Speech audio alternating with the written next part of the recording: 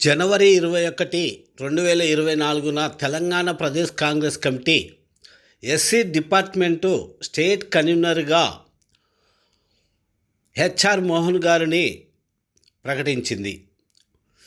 ఈ సందర్భంగా ఈరోజు 28న నాచారం కాంగ్రెస్ నాయకులు, కార్యకర్తలు, అభిమానులు హెచ్ఆర్ మోహన్ గారిని అంబేద్కర్ విగ్రహానికి పూలమాలలు వేసి తదనంతరం మోహన్ గారిని షాల్వా కప్పి ఘనంగా సన్మానించుకున్నారు.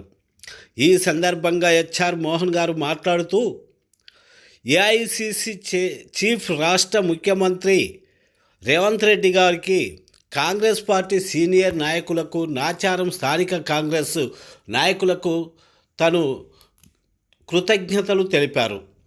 ఈ సందర్భంగా ఎక్స్ప్లోర్ లీడర్ కృష్ణారెడ్డి గారు, కాంగ్రెస్ జిల్లా వైస్ ప్రెసిడెంట్ రామిరెడ్డి గారు మాట్లాడుతూ మోహను తమతోటి 20 ఏళ్ళు కాంగ్రెస్ పార్టీకి సేవను చేసిన విధానాలను కొనియాడారు. ఇంకా కొంచెము మోహన్ గారు వర్క్ విషయంలో ఒంటరిగా కూడా పోతాడు, అట్ట కాకుండా ఒక టీముగా చేస్తే బాగుంటుందని సూచనలు కూడా ఇవ్వటం జరిగినది. స్థానిక కాంగ్రెస్ కార్యకర్తలు బండారి నూతన కాంతిరాజు, రమేష్ గౌడు, టోనీ ప్రిన్స్, బండారి మోహన్, గద్ద క్రాంతి మొదలగు వారు పాల్గొని ఘనంగా సన్మానించుకున్నారు మోహన్ గారిని.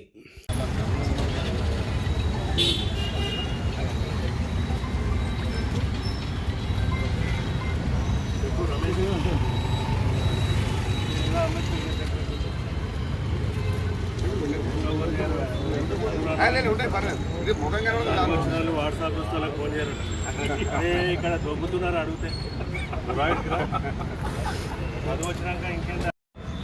ఈరోజు అంబేద్కర్ గారికి, మహనీయుడైన అంబేద్కర్ గారికి, రాజ్యాంగ పితామహుడు వారికి ఈరోజు గజమాల వేసి వారికి పూలమాల వేసి సత్కరించడం జరిగింది. సందర్భం ఏంటంటే ఈరోజు నాకు రేవంత్ రెడ్డి అన్న గారి బ్లెస్సింగ్స్ తోటి, ఉప్పల్ నియోజకవర్గ in charge young and dynamic leader Parameshwar Reddy అన్న గారి సపోర్ట్ తోటి, ప్రీతమన్న గారి చేతిలో రాష్ట్ర దళిత కాంగ్రెస్ పార్టీ కన్వీనర్గా, రాష్ట్ర కన్వీనర్గా నాకు పదవి రావడం, వీరందరి సహకారాలతో పాటు నాచారం కాంగ్రెస్కి సంబంధించినటువంటి సీనియర్ నాయకులు, ఇక్కడ ఉన్నటువంటి మా కృష్ణారెడ్డి అన్న గారు కానీ, రాజన్న గారు కానీ, రామరెడ్డి అన్న గారు కానీ, రగన్న గారు కానీ, ఇక్కడ ఉన్నటువంటి పేరున వీళ్ళందరి సహాయ సహకారాలతోటి నాకు ఈ పదవి రావడం చాలా సంతోషం. ఈ పదవి వచ్చినందుకు మీ అందరికీ నా తరపున నమస్సమాజం తెలియజేస్తున్నానన్న. అయితే ఈ సందర్భంగా ఒక చిన్న మాట మాట్లాడదామని ఆలోచించినాను. నిన్నటి రోజు మన కేటీఆర్ గారు కానీ, హరీష్ గారు కానీ, కవితమ్మ గారు కానీ, సారా కవితమ్మ గారు కానీ చాలా మాట్లాడుతుంది. అయినా నిన్న మేము ఎమ్మెల్సీ మా ప్రొఫెసర్ కోదండరామ్ సార్కి ఇస్తే ఆయనకి ఏం క్వాలిఫికేషన్ ఉంది, ఆయనకి ఎందుకు ఇచ్చిర్రు అని ఆయన అనడం జరిగింది. నేనేమంటున్నా, ఆయన 2002-2003 నుండి కూడా ఒక జేఏసీలో ఉండి ప్రధానమైన పాత్ర పోషించి, ప్రధానమైన భూమిక పోషించి తెలంగాణ ఉద్యమాన్ని ఉవ్వెత్తున కిరటాలుగా లేపినటువంటి మహానీయుడు, గొప్ప ఉద్యమకారుడు. ఆయనకు ఎమ్మెల్సీ ఇస్తే ఈయనకు ఎంత కడుపుమంట నాకు అర్థమవుతలేదు. ఆయనకి ఇవ్వద్దన్నా, ఆయనకి ఇవ్వద్దు అంటే అర్థమైందంటే తెలంగాణ ఉద్యమకారుల మీద అవమానపరిచినట్టే ఈ సందర్భంగా తెలియజేస్తున్నాను. తెలంగాణ ఉద్యమకారులను అవమానపరిచినట్టు కాకుండా ఆత్మ బలిదానాలు చేసుకున్నటువంటి వాళ్ళ ఆత్మలని ఘోషించే రోజునని ఈ సందర్భంగా తెలియజేస్తున్నాను. కారణం ఏంటంటే ఆయన ఒక గొప్ప ఉద్యమాన్ని నడిపించిన వ్యక్తి కాబట్టి కాంగ్రెస్ పార్టీ గుర్తించి ఆయనకు ఎమ్మెల్సీ గౌరవిస్తే ఆయన అసూయ బయటపెట్టడము చాలా శోచనీయం. అట్లాగే మేడం అమ్మగారు ఏమంటున్నారు, 10 సంవత్సరాలు ఏడముందో తెలియదు, సారా అమ్ముకుండా తిరిగింది అమ్మగారు. ఈరోజు వచ్చి మహాత్మా జ్యోతిరావు గారి పూలే విగ్రహాన్ని అసెంబ్లీ ప్రాంతంలో పెట్టాలి అని తను నిన్న ఏదో రౌండ్ టేబుల్ సమావేశంలో పాత్రికేయులతో చెప్పడం జరిగింది.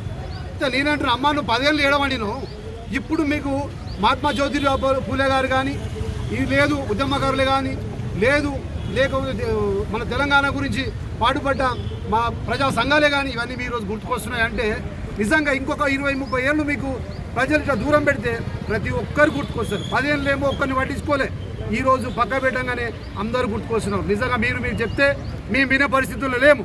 కాంగ్రెస్ పార్టీ ఖచ్చితంగా అన్ని కులాలను, ఎస్సీ ఎస్టీ బీసీ మైనార్టీలను, అట్లాగే బడుగు బలహీన వర్గాలను కూడా తీసుకొని అన్ని వర్గాలు కలుపుకొని మహా స్వేచ్ఛమైన తెలంగాణను, ఈరోజు స్వేచ్ఛ ఇచ్చే తెలంగాణను, ప్రజా తెలంగాణను, ప్రజా ప్రభుత్వాన్ని ఏర్పాటు చేసిందని ఈ సందర్భంగా తెలియజేస్తూ మరొక విషయం చెప్తూ ముగిస్తాను. నేను రేవంత్ రెడ్డి అన్న గారి ప్రభుత్వం ప్రజల పాలన, ప్రజల యొక్కకు పాలన, స్వేచ్ఛా వాయువులు ఇచ్చే పాలన ఇవ్వడం నిజంగా గర్వకారణం చెప్తూ తెలంగాణ సమాజానికి మరొకసారి మీరందరూ గమనించండి. రానున్న లోక్సభ ఎన్నికల్లో ఈ మొన్న సాగు తప్పి కన్నులొట్ట పోయినటువంటి బీఆర్ఎస్ పార్టీ నాయకులకు రానున్న లోక్సభ ఎన్నికల్లో ఒక్క సీటు కూడా ఇవ్వకండి. వీళ్ళు తెలంగాణ ద్రోహులు కాబట్టి వీళ్ళని పొందబెట్టానని ఈ సందర్భంగా తెలియజేస్తుంది. మరి ఇలాగే ఇంకా ఉన్నత పదవులు పొందాలని ఆశిస్తూ మరి ఏం పడతలేవు. ఇందాక మోహన్ చెప్పినట్టుగా మరి తెలంగాణ ఉద్యమంలో పాల్గొన్నటువంటి కోదండరామ్ గారిని వాళ్ళ అతనికి ప్రయారిటీ ఇవ్వకపోగా కాంగ్రెస్ గవర్నమెంట్ గుర్తించి ఇచ్చినందుకు వాళ్ళు అసూయ వ్యక్తం చేయడం అది కరెక్ట్ కాదు. ఆయన తెలంగాణ పోరాటంలో చాలా ముందు అసలు ఆయనే స్టార్ట్ చేసిండు ఈ తెలంగాణ ఉద్యమాన్ని. మరి అటువంటి ఆయనను ఇస్తే మీరు ఓర్వలేకపోవడం అనేది మంచి పద్ధతి కాదు. మీరు ప్రోత్సహించాలి. ఇంకా తెలంగాణ వాళ్ళకి మీరు ఇవ్వలేని గౌరవాన్ని మేము కాంగ్రెస్ ప్రభుత్వం ఇస్తుందంటే అది మీరు దానికి సిగ్గుపడాలనే విషయం తెలియజేస్తూ అవకాశం ఇచ్చిన మీ అందరికీ నమస్కారం తెలియజేస్తున్నాం. సీనియర్ నాయకుడు హెచ్ఆర్ మోహన్ ప్రజల పక్షాన ఉండి పార్టీకి విధేయుడిగా ఉండి పనిచేస్తున్నటువంటి వ్యక్తి. అతనికి సరైన గుర్తింపుగా కన్వీనర్ ఇవ్వడం అందరికి సంతోషమైన విషయం. అదేవిధంగా హెచ్ఆర్ మోహన్ కొన్ని సమస్యల మీద స్పందిస్తూ ఉంటారు అప్పుడప్పుడు. అతనికి నా సూచన ఏంటి అంటే ఒక టీం వర్క్గా చేయాలని చెప్పేసి అతనికి కోరుతా ఉన్నాను. ఒక ఇండివిజువల్గా అప్పుడప్పుడు మాట్లాడుతూ ఉంటాడు. టీమ్గా ఉండి చేస్తే అతనికి కూడా మంచిది, పార్టీకి కూడా మంచిది అని చెప్పి నా అభిప్రాయం. అదేవిధంగా ఈ రాష్ట్ర ప్రభుత్వం మన బీఆర్ఎస్ పార్టీ పోయి మన కాంగ్రెస్ వచ్చిన తర్వాత మీరందరూ కూడా రోజు చూస్తూ ఉన్నారు మన యొక్క కాంగ్రెస్ పార్టీ యొక్క పరిపాలన, బీఆర్ఎస్ పార్టీ యొక్క పరిపాలనకు తేడా అనేది. కాంగ్రెస్ పార్టీ వచ్చి కొన్ని 6 గ్యారెంటీలు ఇచ్చి 100 డేస్ టైము పెట్టడం జరిగింది. ఈ 100 డేస్ కాకముందే ప్రమాణ స్వీకారం చేసిన రోజు నుంచి ఎన్నికైనప్పటి నుంచి రోజు 6 గ్యారంటీలు అమలు చేస్తలేరని చెప్పేసి ఓ మామూలు వ్యక్తులు కాదు, రాష్ట్రంలో మినిస్టర్గా చేసినటువంటి వాళ్ళు హరీష్ రావు గారు కానీ, కేటీ రామారావు గారు కానీ, మిగతా మంత్రులుగా పనిచేసినటువంటి వాళ్ళు రోజు ఇదే కార్యక్రమం. మన గవర్నమెంట్ వచ్చిన తర్వాత 100 కోట్ల రూపాయలు చెప్పేసి కాళేశ్వరంలో మేడిగడ్డ కుంగిపోతే దాని గురించి ఆలోచన లేదు. మరి గొర్రెల పంపకం అని చెప్పేసి ఒకే యూనిట్ని 100 మందికి చూపించి డబ్బులు దోసుకు తిన్న ఇలాంటి గురించి ప్రాత్యాక్షేపం చెందలేరు. గవర్నమెంట్ ఎట్లా నడిపించినారు ఒకసారి వాళ్ళు వెనుకకు మళ్ళీ చూసుకోకుండా కరెక్ట్గా పనిచేస్తున్నటువంటి గవర్నమెంట్ను రోజు విమర్శించడం. ఈరోజు మీరు చూశారు, మొన్న బీఆర్ఎస్ 5 ఎమ్మెల్యేలు రేవంత్ రెడ్డి గారిని కలిశారు. అదే వాళ్ళ గవర్నమెంట్ ఉన్నటువంటి ఒక ఎమ్మెల్యే కేసీఆర్ గారిని కలవాలంటే సంవత్సరాలు పట్టినా కూడా అపాయింట్మెంట్ దొరికేది కాదు. ఆపోజిట్ పార్టీలు 5 వచ్చి కలుస్తామంటే గంటలలో అపాయింట్మెంట్ ఇచ్చి కలిసినటువంటి పరిస్థితి. ఇది ప్రజల ప్రభుత్వం, కాంగ్రెస్ ప్రభుత్వం అయినా కూడా అందరికీ ఆమోగ్యమైన పద్ధతిలో పనిచేయాలని చెప్పేసి రేవంత్ రెడ్డి గారు చెప్పారు.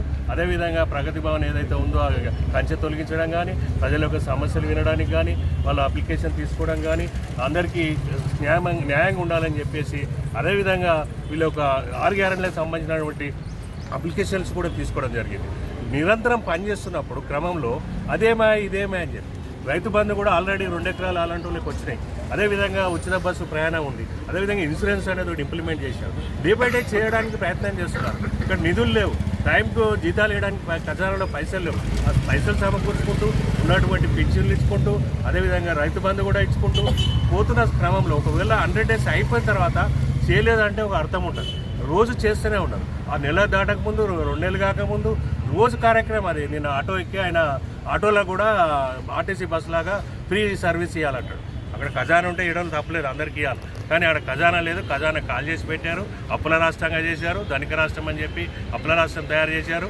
మరి ఇప్పుడు ఉన్నటువంటి లోటు బడ్జెట్ను పూరుస్తూ మరి సంక్షేమ అన్ని కార్యక్రమాలు తీసుకొచ్చే పరిస్థితి ఉంది. గవర్నమెంట్ చదువుకుంటున్నది ఎక్కడెక్కడ ఏం నిధులు ఏంది అని చెప్పేసి ఆ రకంగా డెవలప్ చేస్తూ సంక్షేమం ఆర్థిక అన్ని రంగాలలో కూడా వృద్ధి చెందడానికి మన గవర్నమెంట్ ఖచ్చితంగా ఉంది. కాబట్టి ఈ యొక్క బీఆర్ఎస్ పార్టీ చేస్తున్నటువంటి ఆరోపణల్ని ప్రజలు నమ్మొద్దు, వాస్తవాలు గ్రహించి కాంగ్రెస్ పార్టీని ఆశీర్వదించాలని చెప్పేసి కోరుకుంటూ రాబోయే ఎన్నికల్లో వాళ్ళు నామరూపాలు లేకుండా ఒక్క సీటు కూడా రాకపోతే వాళ్ళకి చేయవలసింది ఏం లేదు. అయిపోయింది, తెలంగాణ అయిపోయింది, బీఆర్ఎస్ అయిపోయింది, మహారాష్ట్ర అయిపోయింది, కర్ణాటక అంతటా అయిపోయింది. ఎక్కడేం పని లేదు వాళ్ళకు. వాళ్ళు విశ్రాంతి ఇవ్వాల్సింది ఒకటే. వాళ్ళకు వచ్చేటువంటి పార్లమెంట్ ఎన్నికల్లో వాళ్ళని ఎవరు ఆశీర్వదించొద్దు, వాళ్ళని కుక్కుడు వేలతోటి తొలగిస్తే తప్ప ఈ రాష్ట్రం దేశం కూడా బాగుపడుతుందని చెప్పి నేను కోరుకుంటూ నాకు ఈ అవకాశం ఇచ్చిన ధన్యవాదాలు.